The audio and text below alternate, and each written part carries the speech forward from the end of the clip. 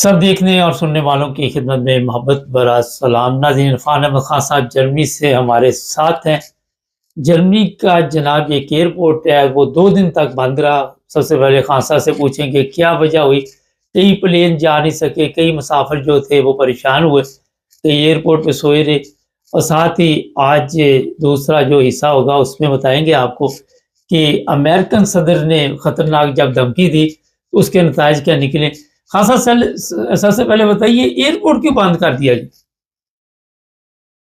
Mark صاحب، آپ کو پتا ہے کہ پولینڈ میں اور اس کے بعد ناروے اور ڈنمارک کے اندر جو ہے ڈرون دیکھے گئے تھے جی، اور ویسی کیفیت جو ہے وہ جمعے کی شام کو 11 بجے کے قریب جو ہے وہ میونخ ایئرپورٹ کے نارتھ جو رن وے ہے میونخ ایئرپورٹ کا، ایک ڈرون جو ہے وہ نارتھ سائڈ پہ دیکھا گیا رن وے کی، اور ایک جو ہے وہ ساؤتھ سائڈ کے اوپر دیکھا گیا. اور اس کو فوری طور پر نوٹس میں لائے ہیں لیکن وہ غائب ہو گئے. تو اس کے بعد پھر ایئرپورٹ کو فوری طور پہ بند کر دیا گیا، جس کی وجہ سے اس وقت کوئی 12 فلائٹس جو تھی وہ وہاں سے اڑنے والی تھی، جن کے مسافر جو مطلب وہاں چیک ان ہو چکا تھا موجود تھے، وہ فلائٹ پھر روک دی گئی. اور 6,500 آدمی جو ہے اس بیچارے کو رات جو ہے وہ ایئرپورٹ پر گزارنی پڑی. اسی طرح جو اگلے دن صبح 23 فلائٹس جو تھیں وہ کینسل کی، آنے والی فلائٹس جو تھیں میونخ کی وہ کینسل کر دی گئی کہ وہ فلائٹس نہیں اپنی جگہ سے اڑے ہی نہ، کہ میونخ ایئرپورٹ بند تھا. تو کل کھولا گیا تھا ایئرپورٹ کو، لیکن پھر دوبارہ جو ہے وہ ڈرون دیکھے گئے، تو جس کی وجہ سے پھر فوری طور پہ ایئرپورٹ بند کر دیا گیا تھا. تو آج دوبارہ سے نارمل ایئرپورٹ 7 بجے صبح سے ایئرپورٹ کی دوبارہ سروس جو ہے وہ آج شروع ہوئی ہے. تو بہرحال اس سے ایک کھلبلی مچی ہوئی ہے حکومت کے اندر بھی اور عوام میں بھی کہ بھئی یہ معاملہ کیا ہے. جو وزیر دفاع ہے انہیں سے ہر کوئی بات کر رہے تھے مختلف ٹیلی ویژن وغیرہ، اور ان کی آواز بھی جو ہے اس میں لڑکھڑاہٹ ہے، گھبراہٹ ہے. وہ یہ کہتے ہیں کہ ہم مطلب جدید ٹیکنالوجی رکھنے والا ملک ہے، لیکن اس کے باوجود ہم ان کو کیچ نہیں کر سکے ان ڈرونز کو. تو بہرحال ہم اس میں کیونکہ عام پبلک میں کیا پریس جو ہے یہ باتیں کر رہا ہے کہ یہ رشیا کے ڈرون تھے، وہ یہ بات نہیں مانتے. وہ کہتے ہیں یہ بھی کنفرم نہیں ہے کہ یہ ڈرون جو جرمنی میں آئے ہیں یہ رشیا کے تھے. تو اس لیے ہم باہر ڈرون آئے ہیں، یہ ہمارے کیچ میں آئے ہیں، ہمارے نوٹس میں ہے، لیکن یہ ابھی ہم نہیں کہہ سکتے کہ رشیا کے تھے. لیکن ہم ان کو بہرحال فائنڈ آؤٹ کریں گے. اس معاملے کو تحقیقات ہو رہی ہے اور آئندہ کے لیے ہم الرٹ ہے. اور لیکن اس سے یہ کہ بھئی ایک دفاعی طور پر دفاعی کمزوری جو ہے وہ سامنے آئی ہے، اور ایسے حالات میں آئی ہے جبکہ ساری دنیا جانتی ہے کہ نیٹو ممالک کے اندر اس وقت ایک خطرہ موجود ہے اور سب ممالک جو ہیں وہ کمزور ہیں. سوائے فرانس کے باقی سب کے پاس ڈیفینس اس وقت کمزور ہے. بلکہ جرمنی کا تو ایک سابق جرنیل نے پیچھے کے انٹرویو کے اندر یہ بات کی تھی کہ 3 دن کی مار ہے جرمنی. اگر خدا نہ خاصہ کوئی اگر لڑائی ہو جاتی ہے تو جرمنی 3 دن سے زیادہ لڑنے کی پوزیشن میں نہیں ہے. تو اس لیے بہرحال جو خطرات مستقبل کے ان کو نظر آ رہے ہیں اس کے اندر اب فوج بناتے ہوئے ٹائم لگتا ہے، ایک دم تو فوج نہیں بن سکتی. 3 سال انہوں نے رکھے ہیں کہ 3 سال کے اندر یہ باقاعدہ پورا نیا سسٹم فوج کا جو ہے وہ کھڑا کر دیں گے. تو لیکن ابھی تک تو کوئی ایسی بھرتیاں وغیرہ جو ہیں وہ اشتہار دینے کے باوجود، کوششوں کے باوجود لوگوں کا رجحان اس طرف نہیں ہے. لیکن بہرحال ٹیکنالوجی کی زیادہ لڑائی اب لڑی جانی ہے، تو اس میں جرمن بہرحال دنیا میں بھی آگے ہیں، لیکن باقی دنیا بھی ان سے پیچھے نہیں ہے. تو دیکھیں اس کا کیا رزلٹ نکلتا ہے. لیکن بہرحال ایک دفعہ ڈرون جرمنی کے ساؤتھ میں آنے کے بعد جو ہے ایک کھلبلی کی ضرور مچ گئی ہے جرمن معاشرے کے اندر. پوٹن کا بیان بھی آ رہا تھا کہ میں یورپ پہ کوئی حملہ کرنے والا نہیں ہوں.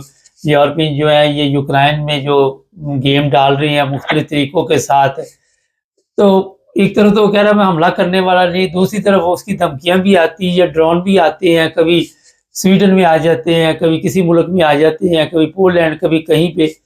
تو یہ میسج دیا جا رہا ہے کہ آپ کو ہم جب مرضی چاہیں وہاں کنٹرول کر سکتے ہیں. ابھی ایئرپورٹ ایک پہ ہے یا دوسروں پہ بھی آ جائے تو کتنا نقصان ہو جاتا ہے اور کتنا لوگوں کو پریشانی کا سامنا کرنا پڑتا ہے. دیکھ لیں نقصان تو بہت بڑا. 46 فلائٹس اگلے دن کی کینسل کی انہوں نے، جس کا میں نے شاید ذکر نہیں کیا. جو 23 آنے والی تھی وہ تو اڑنی، اور یہاں سے منشن سے اڑنی تھی 46 فلائٹس وہ انہوں نے کینسل کی. تو بہرحال ایک نقصان تو بہت ہوتا ہے ان معاملات سے، لیکن یہ ہے کہ ایک جو خطرہ ڈیولپ ہو رہا ہے اس کا سدباب بھی بہرحال انہوں نے ہی کرنا ہے، جس کے لیے یہ قوم جو ہے پیچھے لگی ہوئی ہے، کوئی نہ کوئی اس کا حل نکالے گی۔ لیکن یہ ہے کہ پوٹین کے بیان جو ہے یہ سب سیاسی بیان ہوتے ہیں، چاہے وہ پوٹین کا بیان ہو چاہے وہ ٹرمپ کا بیان ہو، اس کے اوپر آپ اعتبار نہیں کر سکتے، وہ قابل اعتماد نہیں ہوتے، وہ تو بہرحال ہر بیان کا سیاسی تجزیہ سیاست کیا جا رہا ہوتا ہے۔ تو باقی یہ کہ بھائی فلاں نے یہ بیان دے دیا، اس کو آندھا آنکھیں بند کر کے اس کو کوئی ایمان لے آئے گا یا اس کے اوپر یقین کر لے گا، یہ ایسا نہیں ہوا کرتا۔ یہ جب جنگ کی کیفیت پیدا ہو جائے سب بیان شان بازی اور سب معاہدے وغیرہ جو ہیں وہ سائڈ پہ رہ جایا کرتے ہیں۔ خان صاحب، امریکہ کے صدر کے بیان کے بعد کھلبلی مچ گئی، اس نے کہا کہ ہم تو جہنم بنا دیں گے، ایسی حالت کر دیں گے کہ پہلے کبھی آپ نے نہیں دیکھی ہوگی، اور حماس نے اس پر کیا رد عمل ظاہر کیا؟ دیکھیں اس وقت امریکہ یا ٹرمپ کہہ لیں کہ اس وقت وہ تلا ہوا ہے، جو بھی اس کی پلاننگ ہے اس کے ذہن میں لے کے اس نے چلنا ہے، اس پر وہ اس کو کارآمد کرنے میں، اس پر عمل درآمد کرنے کے لیے وہ 100% تلا ہوا ہے۔ آپ نے دیکھا ہے کہ انہوں نے تمام جنرلز کو جو 800 کے قریب بنتے ہیں پوری دنیا سے، ایڈمرل اور جنرل اکٹھے کیے تھے امریکہ کے اندر، اور اس میں جو خطاب کیا ہے سیکرٹری دفاع نے، اس نے صاف کہہ دیا ہے کہ جو بھی پالیسی اس وقت ٹرمپ صاحب کی حکومت لے کر آئے گی آپ کو اس پر عمل کرنا ہوگا، جو اس پر عمل کرنے یا اس میں میخ نکالتا ہے یا اس کا دل اس پر ایگری نہیں کرتا، اس کے لیے راستہ کھلا ہوا ہے کہ وہ استعفیٰ دے اور گھر چلا جائے۔ یہ بہت بڑی بات ہے جو امریکن سارے جنرلز کے سامنے سیکرٹری دفاع نے جو تقریر کی اس کے اندر اس نے یہ بات کہہ دی ہے۔ اب ان کا پلان کیا ہے یہ اللہ بہتر جانتا ہے، یہ تو آہستہ آہستہ آپ کے سامنے کھلتا چلا جائے گا، لیکن امریکن آرمی کو انہوں نے وارننگ دے دی ہے کہ جو بھی ہم کرنے لگے ہیں اس کے لیے آپ پوری طرح تیار ہو جائیں اور وہ آپ کو کرنا پڑے گا، جسے نہیں کرنا وہ استعفیٰ دے کے گھر جائے۔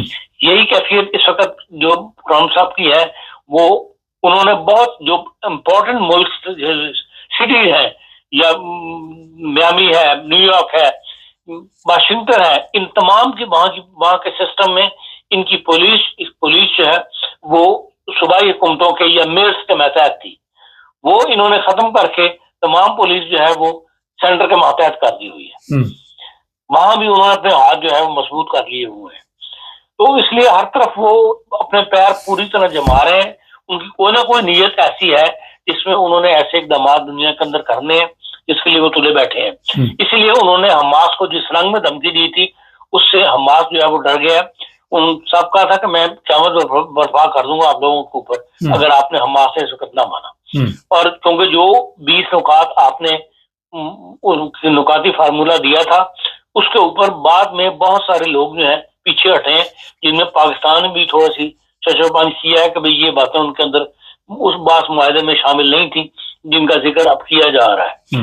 اسی طرح اور طرف سے بھی جو ہے وہ ایسے ہنٹ دیے گئے تھے، اسی لیے ٹرمپ صاحب نے 72 گھنٹے کا جو نوٹس دیا تھا اس کو انہوں نے ریپیٹ کر دیا کہ اتوار کی شام 6 بجے تک انٹرنیشنل ٹائم کے مطابق رات 10 بجے تک اگر حماس نے وہ قیدی رہا نہ کیے تو پھر ہم اپنی فل فورس کے ساتھ حماس کو زمین سے لگا دیں گے، اس پر قیامت برپا ہو جائے گی۔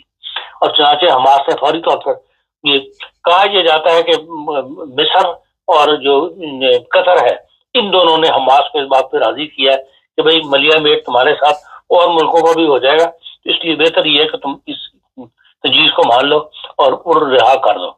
اب اگر وہ حماس کے قیدی جو ہے سارے رہا ہو جاتے ہیں تو ان کے بھی 9000 سے اوپر قیدی جو ہے فلسطین کے حماس کے پکڑے ہوئے وہ بھی رہا ہو جائیں گے، اور پھر وہاں پر ایک ایسی حکومت غیر جانبدار حکومت جو ہے بنا لی جائے گی جس کے اندر پھر باقی طاقتیں بھی جو ہے جو ان کی بھی فورس وہاں پر تعینات ہوگی۔ ایک راستہ جو اس کو ٹرمپ صاحب کھولنا چاہتے ہیں وہ کم از کم کھولنے کے امکانات جو ہے وہ پیدا ہو گئے۔